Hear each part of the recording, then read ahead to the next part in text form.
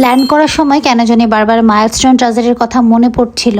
আর MTB লাউঞ্জে free খানা খাইতে খাইতে কখন যে 2 ঘন্টা সময় পার হয়ে গেল নিজেও বুঝি নাই। আসসালামু আলাইকুম এভরিওয়ান, আজকে চলে যাচ্ছি আমি আর আমার ছোট বোন মিলে 2 দিনের সফরে। খুব সকালে ঘুম থেকে উঠে গেলাম। ঘুমন্ত চট্টগ্রাম শহর খুবই সুন্দর লাগছিল। যদিও আমাদের ফ্লাইট ছিল 9টা 20-এ, বাট আমরা 7টা কি 7টা 30-এর মধ্যেই রওনা দিচ্ছিলাম। আর সেটার জন্য অবশ্যই একটা ভ্যালিড রিজন আছে, আর সেটা একটু পরে আপনারা দেখতে পাবেন। নিচে টাইগার পাসকে পাস করে উপরে বন্দর দেখতে দেখতে আমরা যাচ্ছিলাম এয়ারপোর্টের উদ্দেশ্যে। বাট মনটা একটু খারাপ হচ্ছিল। এডিট করতে বসে এক্সপ্রেসওয়ে দেখে মনে পড়ে গেল চট্টগ্রামে রিসেন্টলি একটা মেয়ের সাথে ঘটে যাওয়া ঘটনা। এটা আমাদের কারোই কাম্য না, আল্লাহ সবাইকে হেফাজতে রাখুক, আমিন। এয়ারপোর্টে চলে আসলাম। খুব সকালে আসাতে কোনো রাশ নেই অ্যান্ড আমাদের কোনো তাড়াহুড়া নেই, কারণ আমরা প্রায় 2 ঘন্টা আগেই এয়ারপোর্টে চলে এসেছি। বোর্ডিং পাস নিয়ে ব্যাগগুলো ওদের হেফাজতে দিয়ে আমরা চলে যাচ্ছিলাম 2 তলায়, যেখানে আমার এয়ারপোর্টে এত আর্লি আসার রিজনটা আছে। অ্যান্ড এটা হচ্ছে এমটিবি লাউঞ্জ, যেখানে ফ্রিতে অনেকগুলো খাবার আমরা খেয়ে ফেলবো। বাট তার আগে সাথে থাকা boarding pass and MTB credit card show করতে হবে। একটা কার্ড দিয়ে সম্ভবত 3 জন, হায়েস্ট 4 জন এই লাউঞ্জটা খুব ভালোভাবে এনজয় করা যেতে পারে। এমটিবির আগে কিন্তু ইউসিবির একটা লাউঞ্জ ছিল, যেটা অনেকদিন ধরে অফ। কেন অফ সেটা আমি জানি না, যদি কেউ জেনে থাকেন অবশ্যই আমাকে জানাবেন। সবার আগে আমি আর আমার ছোট বোন গিয়ে ওদের কর্ন স্যুপটা এনজয় করি, কারণ এটা এত বেশি প্রিমিয়াম আর এত মজা। আমি জাস্ট এখন দেখছি আর আমার ইচ্ছা করছে এখনই আমি এটা খাই আবার। আর ওদের অনেক ধরনের কফি অ্যান্ড চায়ের ভ্যারিয়েন্ট আছে, আপনি যেভাবে বলবেন ঠিক সেভাবে ওরা চা অ্যান্ড কফি মেক করে দিবে। আর ওদের ইন্টেরিয়র খুবই কমফোর্টেবল। আমি এই জায়গাটা চুজ করে নিয়েছি আমাদের ব্রেকফাস্টটা কমপ্লিট করার জন্য। জাস্ট দেখেন একবার ভিউটা।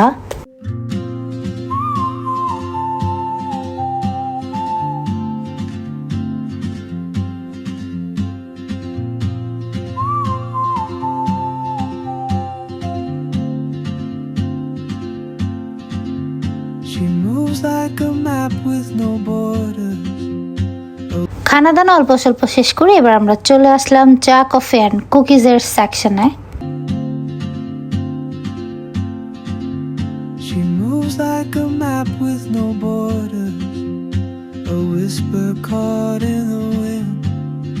I see her boots at the corner cafe with the সব ঠিকঠাকই ছিল, বাট এখানে এসে কেন জানি আমি আমার ক্যাম্পাসকে খুব বেশি মিস করছিলাম। কারণ দেখেন আমার ক্যাম্পাসের কার, সেই সাথে দেখা যায় ওই যে একটু ডিফারেন্ট ক্যাটাগরির বড় একটা উড়োজাহাজ, যেটা অনেকটা শাটেলকে রিপ্রেজেন্ট করে। আর কেন করে সেটা একটু পরে বুঝবেন।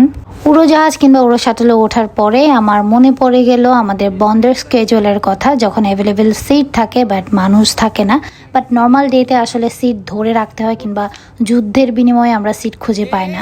এখানে রিমকি জিমকি নিমকি এসে বুঝিয়ে গেল হঠাৎ করে যদি কোনো অ্যাক্সিডেন্ট কিংবা ইনসিডেন্ট আল্লাহ না করুক ঘটে যায়, তখন আমাদেরকে কি করতে হবে। এখন বুঝে নেন কেন আমি এই প্লেনটাকে চট্টগ্রাম বিশ্ববিদ্যালয়ের মক্ত শাটল ট্রেনের সাথে কম্পেয়ার করছি। কারণ এদের গ্লাসগুলো এত বেশি ময়লা, আমি কোনো ভিউ এনজয় করতে পারি নাই। জানালাগুলো মনে হয় না কোনোদিন পরিষ্কার করছে, এত বেশি ধুলোবালির জমা ছিল। তারপরও নিমকি এসে এখানে আবারও আমাদেরকে খানা দানা দিয়ে গেছে, সেজন্য নিমকিকে অসংখ্য ধন্যবাদ।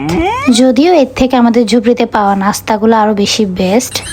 হাইরে জানালা, এই জানালা আমি শতবার ইগনোর করতে চেয়েও কোনোভাবে ইগনোর করতে পারতেছি না। এই তো আমাদের প্লেন জার্নি প্রায় শেষ, এখনই ল্যান্ড করব। আর ল্যান্ড করার সময় কেন জানি আমার বারবার মাইলস্টোন ট্রাজারের কথা মনে পড়ছিল। হাজার হাজার মানুষ প্রতিদিন এখানে জার্নি করছেন, বাট আলহামদুলিল্লাহ আল্লাহ সবাইকে সবসময় সেফ রাখছেন।